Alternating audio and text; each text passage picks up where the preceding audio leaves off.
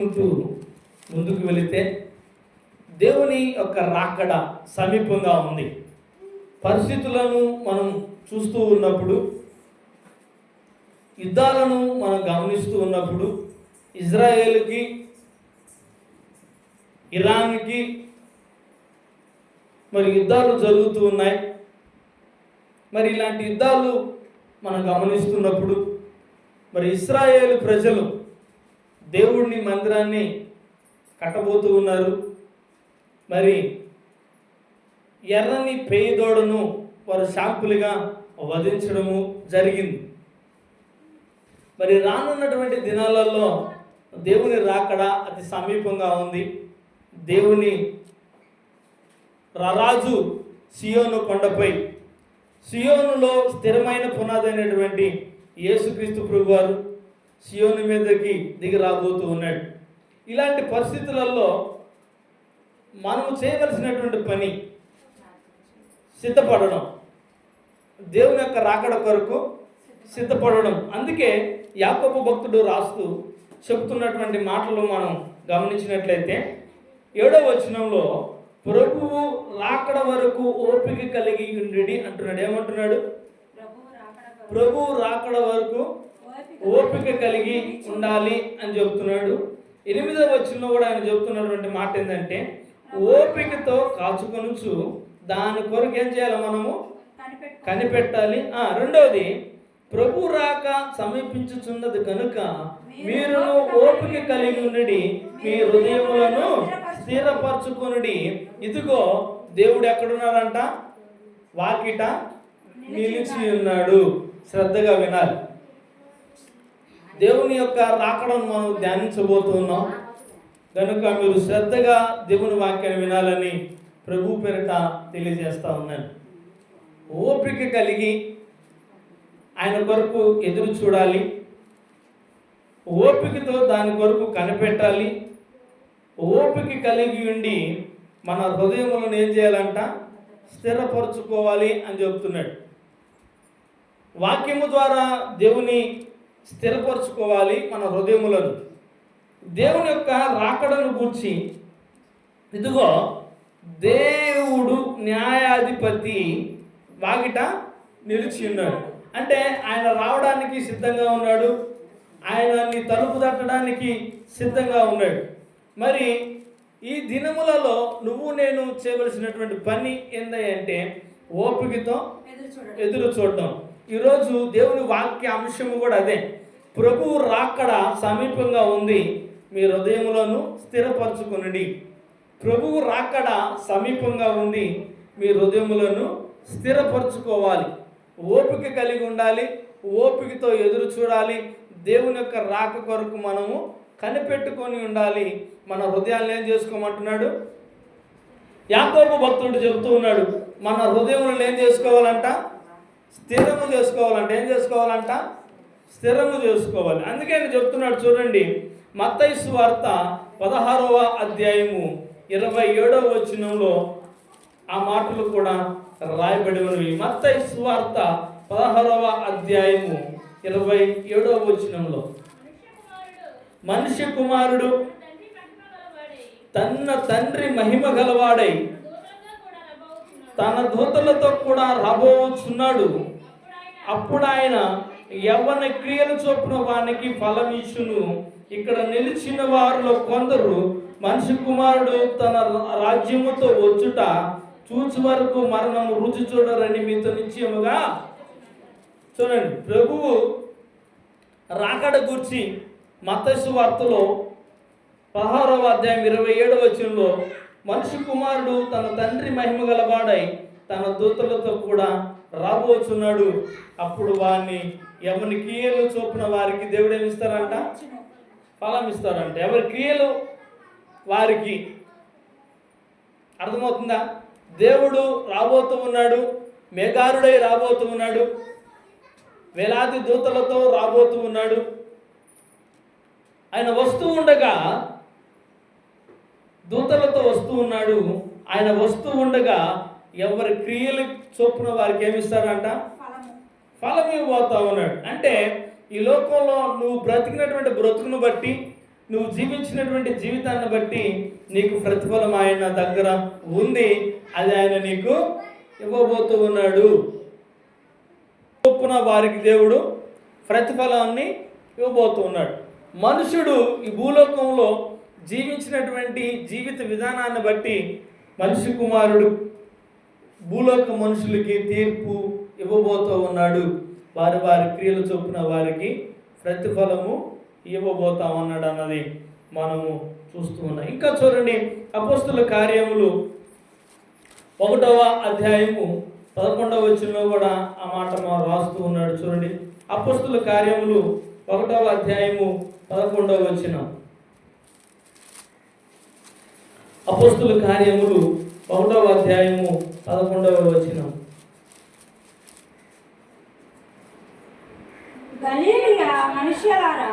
గలిలయ మనుషులారా, మీరు ఎందుకు నిలిచి ఆకాశం వైపు చూస్తున్నారు? మీ యొద్ద నుండి పరలోకమునకు చేర్చుకోబడిన యేసే ఏ రీతిగా పరలోకమునకు వెళ్ళటం మీరు చూచితిరో ఆ రీతిగా ఆయన తిరిగి వచ్చునని. చూడండి, అపోస్తులకు చెబుతున్నటువంటి మాట చూడండి. గలిలయ మనుషులారా, మీరెందుకు ఆకాశం వైపు చూస్తున్నారు? ఏ రీతిగా దేవుడు కొనుక్కోబడ్డారో, ఏ రీతిగా పరలోకానికి ఆయన ఆరోహణమయ్యారో అదే రీతిగా ఈ లోకానికి కూడా ఆయన రాబోతూ ఉన్నాడు అన్నది మనం చూస్తూ ఉన్నాం. పరలోకానికి ఏ రీతిగా దేవుడు తిరిగి వెళ్ళాడో ఆ రీతిగా ఆయన మరలా ఈ లోకానికి తిరిగి రాబోతున్నాడు. మనుషులు వాని క్రియలు చెప్పున దేవుడు వారికి ప్రతిఫలాన్ని ఇవ్వబోతున్నాడు. మరి నీ హృదయాన్ని స్థిరపరుచుకున్నావా? ఈ హృదయంలో స్థిరత్వం కలిగి బ్రతుకుతున్నావా? సిద్ధపడి ఆయన రాకడ కొరకు బ్రతుకుతున్నావా అన్నది నువ్వు ఆలోచించవలసినటువంటి విషయమై ఉన్నది. దేవుడు తన రాకడ గురించి స్పష్టంగా చెప్తున్నాడు. ఏ రీతిగా వెళ్ళానో ఆ రీతిగానే వస్తా. మనుషులకి ఇవ్వవలసినది, మనుషులకి వారి వారి క్రియలకు చొప్పున ఇవ్వవలసినటువంటి ప్రతిఫలము నా దగ్గర ఉంది.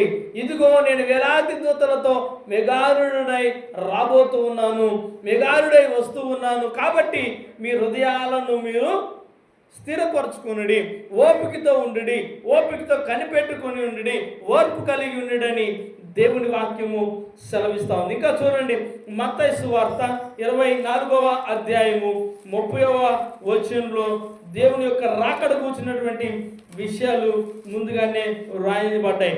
24వ అధ్యాయము మత్తయి సువార్త 24వ అధ్యాయము 30వ వచనాన్ని మనం ఒకసారి చదువుకుందాం. అప్పుడు మనిషి కుమారుని చూచిన ఆకాశమందు కనబడును. అప్పుడు మనిషి కుమారుడు ప్రభావముతో మహామహిమతోను ఆకాశం మేఘారుడై వచ్చుట చూచి భూమి మీద ఉన్న సకల గోత్రముల వారు రొమ్ము కొట్టుకుందురు. మరియు ఆయన గొప్ప బూరతో తన దూతలను పంపును. వారు ఆకాశం యొక్క చివరి నుండి ఆ చివరి వరకు నల్ల దిక్కుల నుండి ఆయన ఏర్పరచుకున్న వారిని పోగు చేసేదారు. అర్థం చూడండి, మనిషి కుమారుడు మహా ప్రభావముతో మీరు వస్తారు, ఆయన ఆకాశంలో చూస్తారు అని దేవుని వాక్యము సెలవిస్తూ ఉంది. ఈ భూమి మీద ఉన్నటువంటి సకల గోత్రం వారు ఏం చేస్తారంట? రొమ్ము కొట్టుకుంటారంట. దేవుని రాకడలో రొమ్ము కొట్టుకునే జనాంగము ఒక జనాంగం ఉంది.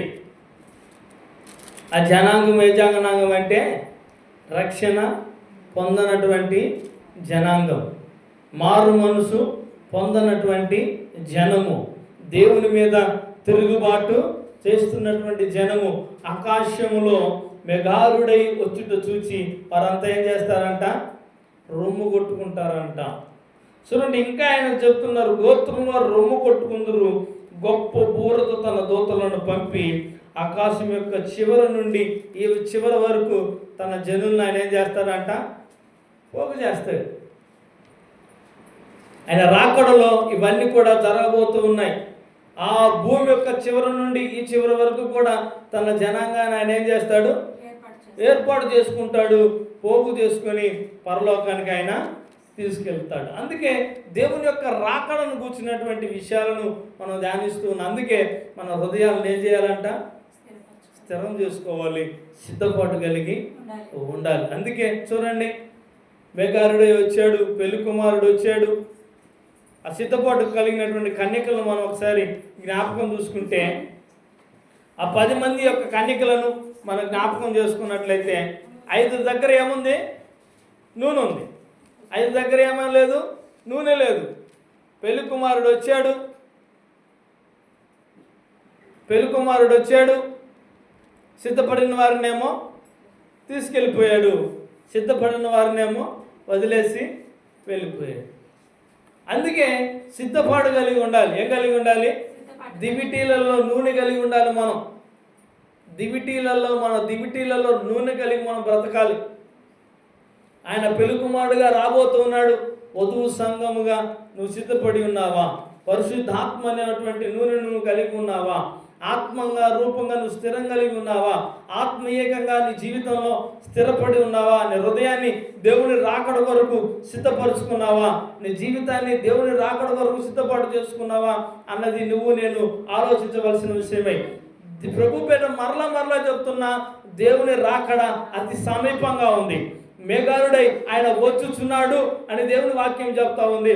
మేఘారుడై ఆయన వచ్చుచున్నాడు అని దేవుని వాక్యం చెప్తా ఉంది. తన జనాల్ని ఆయన పోగు చేసుకుంటాడు అని చెప్తా ఉంది. సకల గోత్రముల వారు రొమ్ము కొట్టుకుంటారు అని చెప్తా ఉంది. మరి ఈ వాక్యం వింటున్నటువంటి నువ్వు నేను దేవుని రాకడ కొరకు సిద్ధపాటు కలిగి ఉన్నామా? ప్రపంచమంతా ఆయన రాకడ కొరకు ఎదురు చూస్తూ ఉంది. భక్తులన్నీ కూడా ఆయన రాకడ కొరకు ఎదురు చూస్తూ ఉంది. ఈ సృష్టి కూడా దేవుని యొక్క రాకడ కొరకు ఎదురు చూస్తూ ఉంది. మరి మానవులు ఆరాధిస్తున్న బట్టి మనము దేవుని రాకడ కొరకు సిద్ధపాటు కలిగి ఉన్నామన్నది ఆలోచించుకోవాల్సినటువంటి వారమైన. అందుకే మత్తయి సువార్త 26వ అధ్యాయము 64వ వచనంలో కూడా ఆ మాట రాస్తున్నారు. చూడండి, మత్తయి సువార్త 26వ అధ్యాయము 64వ వచనం. ఇది మొదలుకొని మనిషి కుమారుడు సర్వశక్తిని కురుపార్శ్వము కూర్చున్నట్టు ఆకాశ మేఘారుడై వచ్చుట మీరు చూతురని చెప్పగా, ప్రధాన యాజకుడు తన వస్త్రమును చింపుకుని, వీడు దేవదూషణ చేసెను, మన ఇంకా సాక్షులతో ఏమి పని అని, ఇదిగో ఈ దూషణ మీరు ఉన్నారు.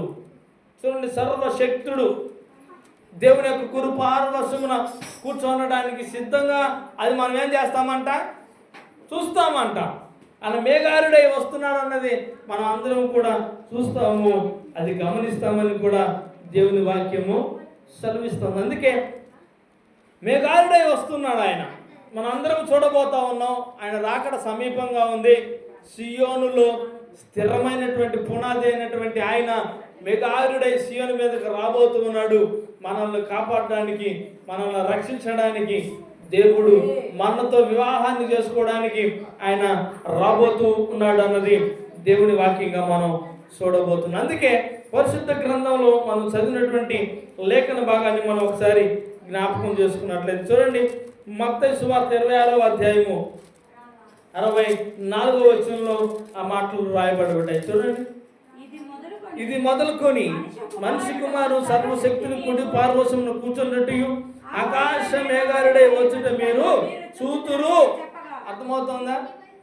సర్వశక్తుడు కుడి పార్వశమును కూర్చోడానికి సిద్ధంగా ఉన్నాడు.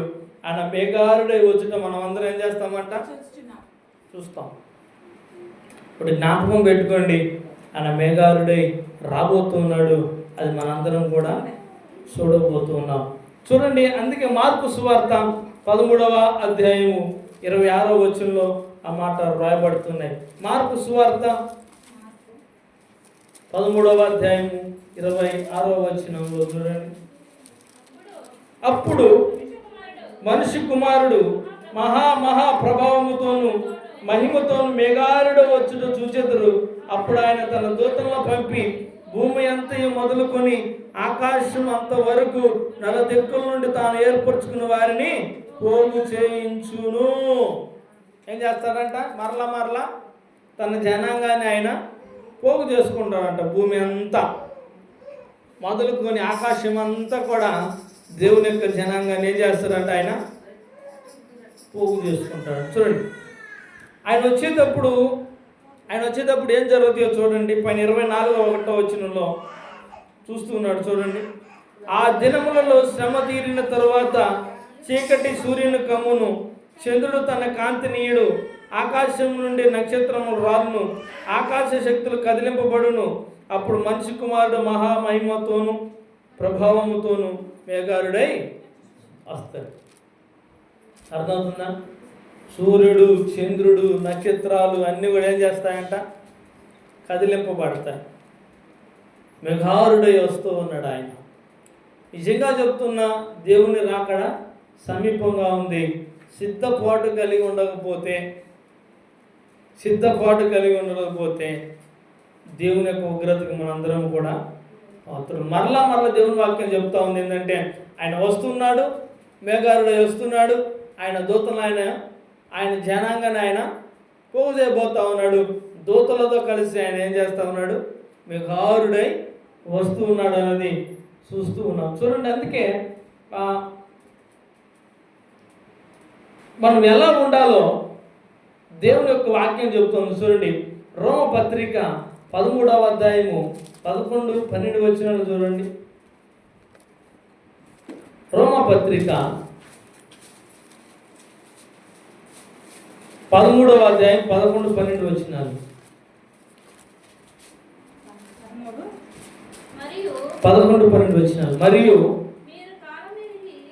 మీరు కాలం ఎరిగి నిద్ర మేలుకొని వేలయ్యున్నదని తెలుసుకొని అలాగూ చేయడి. మనము విశ్వాసులమైనప్పటికంటే ఇప్పుడు రక్షణ మరి మనకు సమీపంగా ఉన్నది. రాత్రి చాలా గడిచి పగలు సమీపంగా ఉన్నది గనక మనము అంధక్రాయాలను విసర్జించి తేజో సంబంధమైన యుద్ధోపకరణములను ధరించుకుందుము. కళ్ళతో కూడిన ఆటపాట్లైనను, మత్తైనను లేక, కామ విలాసములైనను, పోకిరి చేష్టలను లేక, కలహమైనను మత్సరమైనను లేక, పకటయందు నడుచుకున్నట్టుగా మర్యాదగా నడుచుకుందుము. మెట్టుకు ప్రభు అయిన యేసుక్రీస్తును ధరించుకున్న వారై శరీరాలను నెరవేర్చుకున్నట్టుకు శరీరము విషయమై ఆలోచన.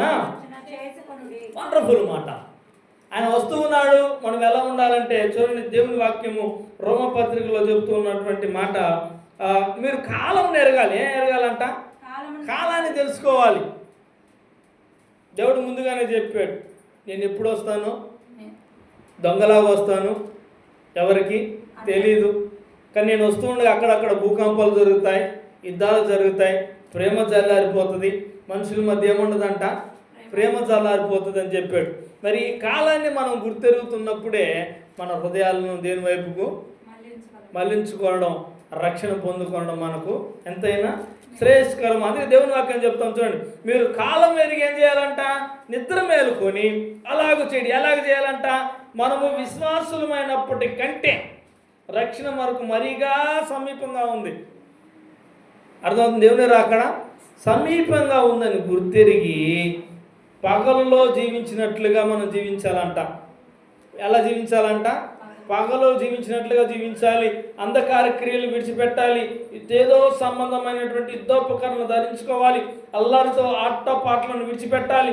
మత్తైనను, కామమైనను, పోకిరి శాస్త్రులైనను లేక, కలకమైనను, మత్సరమైనను లేక, ప్రభు యేసుక్రీస్తును ధరించుకున్న వారమై దేవుని రాకడ కొరకు హృదయములను స్థిరపరచుకొని ఉండాలి. అర్థమవుతుందా? ఇవి ఎవరైతే ఉంటారో వారు దేవుని రాకడకు సిద్ధపడిన వారు కాదు. అందుకే నిద్రపోతున్న వారులారా మేలుకొనండి అని దేవుని వాక్యం చెప్తా ఉంది. ఒకవేళ నిద్ర మొత్తగలిగి ఉన్నామేమో, దేవుని రాకడ సమీపంగా ఉంది, అది ఊరు వచ్చినట్టు వచ్చి పడుతుంది నీ మీద.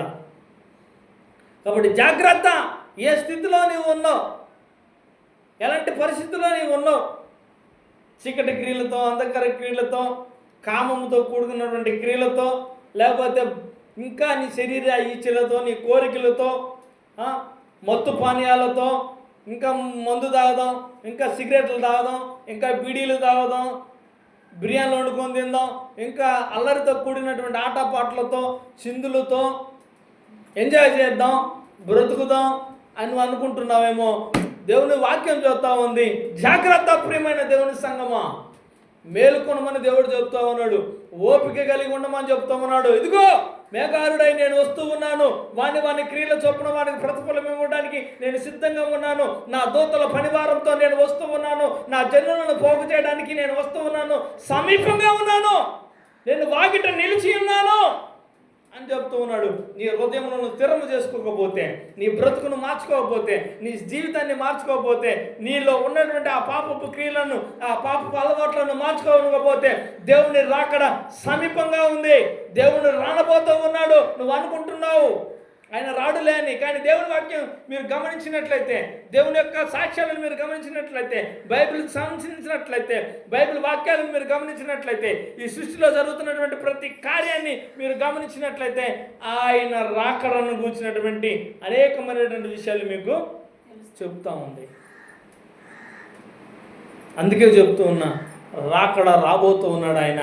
నువ్వు సిద్ధపడగలిగి ఉండకపోతే, నువ్వైనా నేనైనా, వాక్యం చెప్తున్నటువంటి నేనైనా, వింటున్నటువంటి నువ్వైనా దేవుని రాకడ కొరకు నీ హృదయాన్ని స్థిరపరచుకోకపోతే, నీ జీవితాన్ని స్థిరపరచుకోకపోతే అగ్ని ఆరదు, పురుగు సావదు. అందుకే చెప్తున్నాడు ఆయన, నీ మనసును మార్చుకో, నీ అలవాట్లు మార్చుకో, నీ జీవితాన్ని మార్చుకో. ఇంకా బ్రతుకుతున్నావేమో, ఇంకా జీవితంలో బ్రతుకుతున్నావేమో, ఇంకా అలవాట్లకు బానిసే బతుకుతున్నావేమో, ఇంకా పాపపు క్రియలకి బానిసే బతుకుతున్నావేమో, ఇంకా చీకటి క్రియలకు బ్రతుకుతున్నావేమో, ఇంకా సంపాదించుకుందాం, ఇల్లులు కట్టుకుందాం, పెళ్ళిళ్ళు చేసుకుందాం, పెళ్ళికించుకుందామని ఇంకా నువ్వు అనుకుంటున్నావేమో. నో, దేవుని రాకడ అతి సమీపంగా ఉంది. ఒక్కసారి మీరు ప్రపంచాన్ని మీరు గమనించినట్లయితే, ఒక్కసారి జెరూసలేము పట్టణాన్ని మీరు గమనించినట్లయితే, ఒకసారి ఇశ్రాయేలు పట్టణాన్ని మీరు గమనించినట్లయితే, దేవుని రాకడను కూర్చున్నటువంటి ప్రతి విషయము నెరవేరుతా ఉంది. అదుగో ఆయన వాకిటి నిలిచి ఉన్నాడు. ఈరోజే నీ హృదయాన్ని తడుతూ ఉన్నాడు. సిద్ధపడుతున్నావా? ధ్యానిస్తున్నప్పుడు భయమేస్తూ ఉంది, ధ్యానిస్తున్నప్పుడు నాకు భయమేస్తూ ఉంది. ఆయన వాకిటి నిలిచి ఉన్నాడు. భయపడతావా దేవునికి? ఒకసారి నీ హృదయాన్ని తట్టాడు, నువ్వు హృదయాన్ని తెరుచుకోవాలా. మరలా నీ హృదయాన్ని తట్టడానికి సిద్ధంగా ఉన్నాడు. మరి నీ హృదయాన్ని తెరుస్తావా? ఈ వాకిటి తెరుస్తావా? ఆయన వచ్చినప్పుడు 3 సార్లు డోర్ తడతాడంట. ఏ డోరు? నీ ఇంటి డోరు. తీసావా?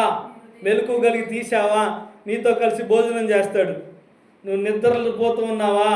నీతో కలిసి భోజనం చేయడు. ఇంకా దేవుడు చెప్పిన మాట, ఎవరైతే మేలుకొని ఇదిగో నేను హృదయం అనే వాకిట నిల్చొని తడుతున్నాను, వారు డోర్ని ఉండి తడుతూ ఉన్నాను, ఎవరైతే నా స్వరం విని వారు డోర్ ఓపెన్ చేస్తారో వారితో కలిసి నేను భోజనము చేస్తానని వాగ్దానం చేశాడు. మరి ఆయనతో కలిసి భోజనం చేసే అవకాశాన్ని నువ్వు పొందుకోవడానికి సిద్ధంగా ఉన్నావా అని అడుగుతూ ఉన్నా. ఈరోజు ఓపిక కలిగి, కాలము పరిపూర్ణమై ఉన్నది, కాలము సమీపమై ఉన్నది, ఆయన రాకడ కొరకు. అందుకే కాలాన్ని గుర్తెరుగు. 2025వ సంవత్సరంలో నువ్వు దేవుని మాటలు వింటున్నావంటే అది దేవుని కృప. మరి ఆ కృపకి ఆయన రాకడ కొరకు సిద్ధపాటు కలిగి ఉండు. దేవుని రాకడ సమీపంగా ఉంది. హృదయాలను సిద్ధం చేసుకోకపోతే ఏం కోరాడు దేవుడు? నీ ఆస్తులు కోరలా, నీ అంతస్తులు కోరలా, నీ బంగారం కోరలా, ఈ మలినమైనటువంటి హృదయాన్ని పరిశుద్ధంగా ఆయనకి అప్పచెప్పాలి. ఈ పరిశుద్ధమైనటువంటి ఆత్మను, నీకు ఇచ్చినటువంటి ఆత్మను పరిశుద్ధంగా ఆయనకి అప్పచెప్పాలి. ఈ శరీరం ఈ మట్టిలో కలిసిపోతుంది, కానీ ఆత్మ దేవునితో కూడా సదాకాలం నివసించడానికి సిద్ధపడుతుంది. మరి నీ ఆత్మను నువ్వు సిద్ధపరచుకున్నావా? కాలము ఎరిగి గుర్తెరుగు. అందుకే ఎలాంటి క్రియలు నీలో ఉన్నాయి అవన్నీ నశింపజేసుకో. అర్థమవుతా ఉందా? ఈ రోజులలో పాపం చాలామంది ఏమి చేస్తున్నారో అర్థం కావడం వల్ల, ఎలాంటి పరిస్థితిలో ఉన్నారో అర్థం కావడం వల్ల, ఇంకా చాలామంది ఇంకా సంపాదించుకుందాం, ఇల్లులు కట్టుకుందాం, అక్కడక్కడ ఆస్తులు సంపాదించుకుందాం, బంగారం సంపాదించుకుందాం, ఇల్లులు సంపాదించుకుందాం, బిడ్డలు చదివించుకుందామనే ఉన్నారు. కానీ దేవుడు రాబోతూ ఉన్నాడు. దేవుని కొరకు నా కుటుంబాన్ని సిద్ధం చేసుకుందామన్న ఆలోచన ఒక్కరికి లేదు.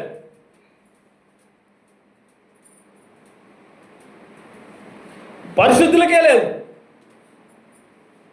దేవుని సేవకులకు లేదు, విశ్వాసులకు లేదు. విశ్వాసుల ప్రార్థన ఎలా ఉందో చెప్పానా?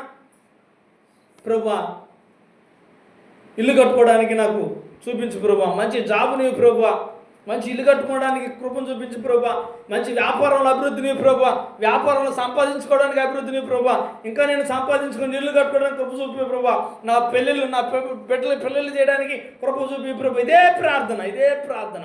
ఈ ప్రభా నేను చెబుతూ ఉన్నా, ఇస్తాడు ఆయన, కానీ రాకడ అనేది ఒకటి ఉంది. దానికోసం నువ్వు సిద్ధపడగలిగి ప్రార్థన చేస్తున్నావా? మెలుకోగలిగి ప్రార్థన చేస్తున్నావా? ఆస్తులు కూలిపోతాయి, అంతస్తులు కూలిపోతాయి, బిడ్డలు కూలిపోతారు, కానీ నిలబడేది నీ ఆత్మతో కూడుకున్నటువంటి నీ రక్షణ, నీ సిద్ధపాటు కలిగినటువంటి ప్రార్థన. 5 మందికి అవి కలిగి ఉన్నారు కనుక నా పరలోకానికి వెళ్ళగలిగారు. మెలకు కలిగి ఉన్నారు, నిద్రపోలా. మిగతా 5 మంది నిద్రపోయారు. వచ్చినప్పుడు నూనె తీసుకోవచ్చు అనుకున్నారు. మరి నువ్వు కూడా ఆ రీతిగా ఉన్నట్లయితే విడవబడినటువంటి 5 మంది కన్నికల్లాగా విడబడతావు. జాగ్రత్త. ఒక్కసారి డోర్ వేసాడా, మళ్ళీ డోర్ తీయడానికి లేదు. నోవా కాలంలో ఒకసారి డోర్ వేసాడు. జలప్రలయానికి ముందు చెప్పాడు నోవాహు, ప్రళయం వస్తూ ఉంది, మారు మనసు పొంది ఓడలోకి రమ్మంటే ఒక్కరు రాలా. ప్రళయం వచ్చింది, కొట్టుకుని పోయింది. డోర్ వేసాడు, మరలా డోర్ ఒక్కడు కూడా తీయలే. వేసిన డోర్ తీయడానికి లే. నేను నిజంగా చెబుతూ ఉన్నా, ఆయన డోర్ వేసాడా, మరలా ఎవడు తీయడానికి ఉండదు, ఎవడు కూడా తీయలేడు. మూసేసాడా, తీయడానికి ఉండదు. ఇంకా పాపం 5 మంది అయ్యా డోర్ తీయన్నా, ఎవరో నాకు తెలియదు, వెళ్ళిపోండి అన్నాడు. మీరెవరో నాకు తెలియదు, వెళ్ళిపోండి అన్నాడు. అది మీరు నువ్వు నేను వాక్యం విని ఆరాధించుకుంటా, దేవుని మాటలేంటో దేవునికి కానుకలు ఇస్తూ మందిరంలో కూర్చుని వింటున్నటువంటి మనము ఆ రోజు ఆ రాకడలో ఆ మాట ఆయన చేత మనం అనిపించుకోకూడదు. సిద్ధపాటు కలిగి ఉండడానికి ప్రయత్నం చేయాలి. అందుకే చూడండి, ఇంకా మనం మెలుగు కలిగి ఉండాలంట. చూడండి, మత్తయి సువార్త 24వ అధ్యాయము 42వ వచనంలో ఆ మాట రాస్తున్నాడు. చూడండి, మత్తయి సువార్త 24వ అధ్యాయము 42వ వచనం. కావున ఏ దినమున ఈ ప్రభు వచ్చునో మీకు తెలీదు గనుక మెలకుగా ఎలా ఉండాలంట? ఏ దినము ప్రభు వస్తాడో తెలీదు, మెలకుగా ఉండాలంట. అర్థమవుతుందండి? ఏ దినము ప్రభు వస్తాడో తెలీదు, ఎప్పుడు వస్తాడో తెలీదు, కాబట్టి ఎలా ఉండాలంట? మెలకుగా ఉండాలి. అదే అపోస్తలుడైనటువంటి పౌలు రోమా సంఘానికి రాస్తూ చెప్పాడు, మెలకు కలిగి ఉండండి, కాలం సంపూర్ణమై ఉన్నది, శరీరీచ్ఛలకి బట్టి జీవించబాకండి, అంధకారాన్ని బట్టి జీవించబాకండి, ఏమి తిందుమో ఏమి త్రాగుమని జీవించబాకండి, మెలకు కలిగి ఆయన రాకడ కొరకు ఓపికతో కనిపెట్టండి, మీ హృదయాన్ని స్థిరపరచుకోనండి అని యాకోబు భక్తుడు చెప్తూ ఉన్నాడు. మత్తయి సువార్త కూడా, మత్తయి భక్తుడు కూడా అదే చెప్తున్నాడు. ఆయన ఎప్పుడు వస్తాడో తెలియదు, ఎలా వస్తాడో తెలియదు, కానీ మనం ఏం చేయాలంట? మెలకుగా ఉండాలి.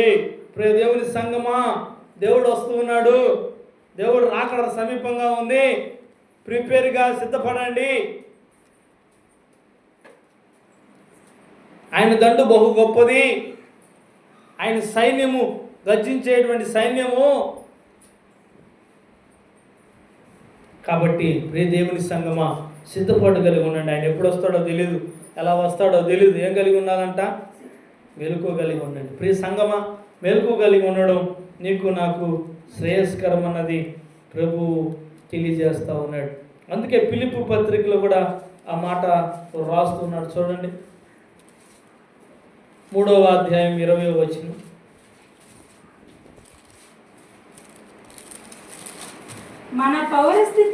మన పౌరస్థితి పరలోకమందున్నది, అక్కడ నుండి ప్రభు అయిన యేసుక్రీస్తు రక్షణ నిమిత్తము కనిపెట్టుకొనుచున్నాము. సమస్తమును తనకు లోపరుచుకున్న శక్తిని బట్టి ఆయన దీన శరీరమును తన మహిమ గల శరీరమునకు సమరూపము గలదానిగా మార్చును. అర్థమవుతుందా? కాబట్టి ప్రియమైన దేవుని యొక్క సంగమ, మనందరము కూడా మన పౌరస్థితి ఎక్కడ ఉందంట? పరలోకం మందు ఉంది. కాబట్టి ఆ పరలోకంలో ఉన్నటువంటి మన పౌరస్థితిని పొందుకోవడానికి మనందరం కూడా మెలకు కలిగి ఏం చేయాలా? సిద్ధపాటు కలిగి ఉండాలి. మన శరీరాన్ని ఆయన మహిమ రూపంగా మారబోతా ఉన్నాడు. మహిమ శరీరాలు ధరించుకొని దేవుని ఎదుర్కొన్నాం. ఆ దినమున మనందరి శరీరాలు, మనందరి దేహాలను కూడా ఏమవుతాయి? మహిమతో నింపబడతాయి. కాబట్టి మెలకువ కలిగి ఉండడానికి నువ్వు ప్రయత్నం చేయాలి. దేవుని రాకడ అతి సమీపంగా ఉంది. కాబట్టి మెలకువ కలిగి నీ హృదయాన్ని ఏం చేసుకోవాలి? స్థిరం చేసుకోవాలి. అర్థమవుతుందా? అటు దేవుని రాకడ అతి సమీపంగా ఉంది. నువ్వు మెలకువ కలిగి, సిద్ధపాటు కలిగి, కనిపెట్టుకొని ఆయన రాకడ కొరకు నువ్వు నేను ఎదురు చూడాలి. పశ్చాత్తాపం కలిగి ఉండాలి. పాపాన్ని విడిచిపెట్టాలి. అంధకార క్రియలు విడిచిపెట్టాలి. దేవుని రాకడ అతి సమీపంగా ఉంది. కాబట్టి మెలకువ కలిగి మన హృదయాన్ని ఏం చేయాలంట? స్థిరపరుచుకోవాలి. ఎదురు చూడాలంట. అనుకోబాకు ఏదో లేని నాశనం రాబోతుంది. తెలుసా మీకు ఆ విషయం? చూడండి, ఈ మాటలు చెప్పి ముగిస్తా. 1 దశలోనికి పత్రిక 5వ అధ్యాయము 1-6 వరకు చూడండి.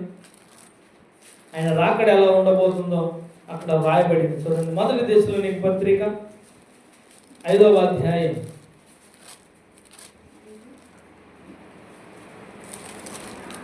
1 దశలోనికి పత్రిక 5వ అధ్యాయం 1-6. సహోదరులారా, ఆ కాలమును గూర్చి, ఆ సమయమును గూర్చి మీకు రాయనక్కర్లేదు. రాత్రి వేళ దొంగ ఎలాగ వచ్చునో అలాగే ప్రభు దినం వచ్చునని మీకు బాగుగా తెలియదు. లోకులు నెమ్మదిగా ఉన్నదని, భయమేమి లేదని చెప్పుకొనుచుండగా గర్భిణీ స్త్రీకి ప్రసవ వేదన వచ్చినట్లు వారికి అకస్మాత్తుగా నాశనము తటస్థించిన గనుక వారెంత మాత్రమును తప్పించుకొనలేరు. సహోదరులారా, ఆ మాత్రము తప్పించుకొనలేరు. సహోదరులారా, ఆ దినము దొంగ వలె మీ మీదకు వచ్చుటకు మీరు చీకటిలో ఉన్నవారు కారు. మీరందరూ వెలుగు సంబంధులు, పకటి సంబంధులు అయి ఉన్నారు. మనం రాత్రి వారము కాము, చీకటి వారము కావము. కావున ఇతరులే నిద్రపోక మెలకువగా ఉండి మత్తులము కాక ఉందుము. అర్థమవుతుందా? రాత్రి వేళ దొంగ ఎలాగ వచ్చునో అలాగ ప్రభు దినము వస్తూ ఉంది. లోకులు నెమ్మదిగా ఉంది, భయం లేదులేని మీరందరూ చెప్పుకుంటుండగా గర్భిణీ స్త్రీకి ప్రసవ వేదన ఎలా వస్తుందో ఆ రీతిగా నాశనము వారి మీదకి వస్తుంది. కాబట్టి మనం పకటి సంబంధంలో బ్రతకాలి. అర్థమవుతుందా? ఎలా వస్తుందంట? గర్భిణీ స్త్రీకి ప్రసవ వేదన ఎలా వస్తుందో ఆ రీతిగా దేవుని యొక్క నాశనం వస్తూ ఉంది. అందుకే మనము ఎలా ఉండాలంట? మెలకువగా ఉండి, మత్తులము గాక మెలకువగా ఉండి దేవుని యొక్క రాకడ కొరకు సిద్ధపడాలి. దేవుని యొక్క రాకడ కొరకు ఎదురు చూడాలి. అర్థమవుతుంది? దొంగలాగా వస్తుంది. దొంగలాగా గర్భిణీ స్త్రీకి ప్రసవ వేదన వచ్చినట్లు నాశనం వస్తుందంట. భయంకరం, అతి భయంకరం. చదవడానికి అలా ఉన్న ఆ నాశనాన్ని తట్టుకునే శక్తి మనకి, ఆ భయాన్ని తట్టుకునే శక్తి మనకి, ఆ ఉగ్రతని తట్టుకునే శక్తి మనకి లేదు. ఒకవేళ నువ్వు రక్షణ పొందుకొనకపోతే, ఒకవేళ నువ్వు సిద్ధపాటు కలిగి ఉండకపోతే నువ్వు తప్పించుకొనలేవు ఆ ఉగ్రత దినం ముందు. ఒకవేళ నువ్వు సిద్ధపడి ఉంటే, మత్తురాలు కాక మెలకు కలిగి సిద్ధపాటు కలిగి నీ జీవితాన్ని నువ్వు దీపంలాగా కాపాడుకొని ఆయన రాకడ కొరకు నువ్వు సిద్ధపాటు కలిగిన దానివైతే ప్రభు రాకడలో నిశ్చయముగా నువ్వు ఉంటా ఉండడంలో ఎటువంటి సందేహము లేదు. ఒక వ్యక్తిని మీకు జ్ఞాపకం చేస్తా. ఒక వ్యక్తికి, సుమయోన్ అనే ఒక భక్తుడికి దేవుణ్ణి చూసేంత వరకు చనిపోడని ఆయనకి పేరుంది. సుమయోను అనే భక్తుడికి దేవుణ్ణి చూసేంత వరకు నువ్వు చనిపోవు అనే ఒకటి పేరుంది. దేవుని చూసినప్పుడు ఆయన అన్న మాట, ఇదిగో రక్షణ నేను కలారా చూసి ఉన్నాను, ఇప్పుడు నీ దాసుని తీసుకో, లేదా నీ దాసుని పోనిమ్ము అని దేవుని వాక్యము సెలవిచ్చింది. అందుకే దేవుని రక్షణ చూసేంత వరకు కూడా సుమయోనికి ఎలాగైతే మరణం లేదో అలాగే దేవుని రక్షణ పొందిన వారికి ఈ భూలోకంలో మరణము లేదు. మన పౌరస్థితి పరలోకమందు ఉన్నది. అర్థమవుతుందా? సుమయోనులాగా నువ్వు కనిపెట్టుకోగలిగితే, సుమయోనులాగా ఆ రక్షణ నేను చూస్తాను, ఒకరోజు ఆయన రాకడంలో నేను ఉంటాను, పరలోకంలో నేను ఉంటాను అనగలిగితే, సుమయోనుకు దేవుడు కలుగు చేసినటువంటి రక్షణ, సుమయోను కళ్ళారా చూసినటువంటి రక్షణ నువ్వు కూడా చూడబోతా ఉన్నావు. ఆయన రాకడలో ఆయన మేఘారుడై వచ్చుట మనందరము కూడా చూడబోతా ఉన్నాం. కాబట్టి మనం స్థిరలుగా ఉండాలి. ఏం చేయ ఉండాలి? స్థిరపాటు కలిగి ఉండాలి. అందుకే ఆయన ఉంటున్నాడు చూడండి, స్థిరముగా ఉండాలంట. చూడండి, 1 కొరింథీ పత్రిక 15వ అధ్యాయము 58వ వచనంలో ఆ మాట వ్రాయబడి ఉంది. 1 కొరింథీ పత్రిక 15వ అధ్యాయము 58వ వచనం. కొరింథీ పత్రిక 15:58. కాగా నా ప్రియ సహోదరులారా, మీ ప్రయాసము ప్రభునందు వ్యర్థము కాదని ఎరిగి స్థిరులను కదలని వారును ప్రభువు కార్యాభివృద్ధి యందు ఎప్పటికీ ఆసక్తులై ఉండుడి. అర్థందా?